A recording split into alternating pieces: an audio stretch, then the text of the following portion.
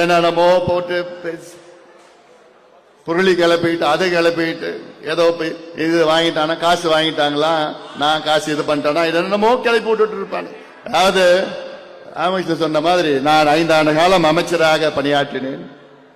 இந்த நேரத்தில் tobacco lobby உலகத்திலே கொடூரமான லாபி, அது டுபாக்கோ லாபி.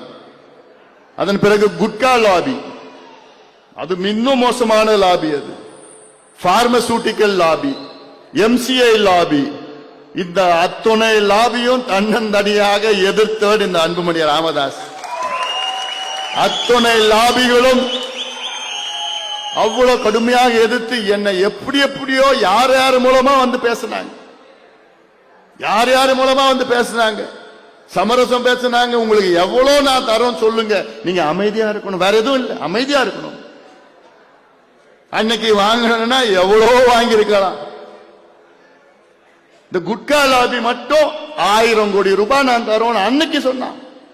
டுபாக்கோ லாபில 5000 கோடியா, எங்க சொல்லுங்க, எங்க வேணும், எப்படி வேணும். அன்னைக்கு வாங்கிட்டு என்ன வேணா பண்ணியிருந்திருக்கலாம். ஆனால் எனக்கு அது முக்கியம் இல்லை. எனக்கு பாட்டாளி மக்கள் கட்சி பேர் முக்கியம்.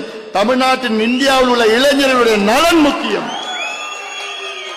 யாருக்கும் தெரிஞ்சிருக்க போறது இல்லை. உறுதியா இருந்தேன் நான், கடைசி வரைக்கும் சண்டை போட்டு உறுதியா இருந்தேன் நான். பணம் எப்படி வேணா சம்பாதிச்சுட்டு போலாம், எப்படி வேணா சம்பாதிக்கலாம், இது பெரிய வேலை கிடையாது. ஆனால் நம்முடைய கொள்கை, நம்முடைய உறுதி, நம்முடைய பேர், அதுதான் முக்கியம் நமக்கு. எவ்வளவு சந்தர்ப்பங்கள் இருக்கிறது. அதனால இவன் அப்படி சொல்லிட்டான், அவன் அப்படி சொல்லிட்டானா பார்த்துடலாம்.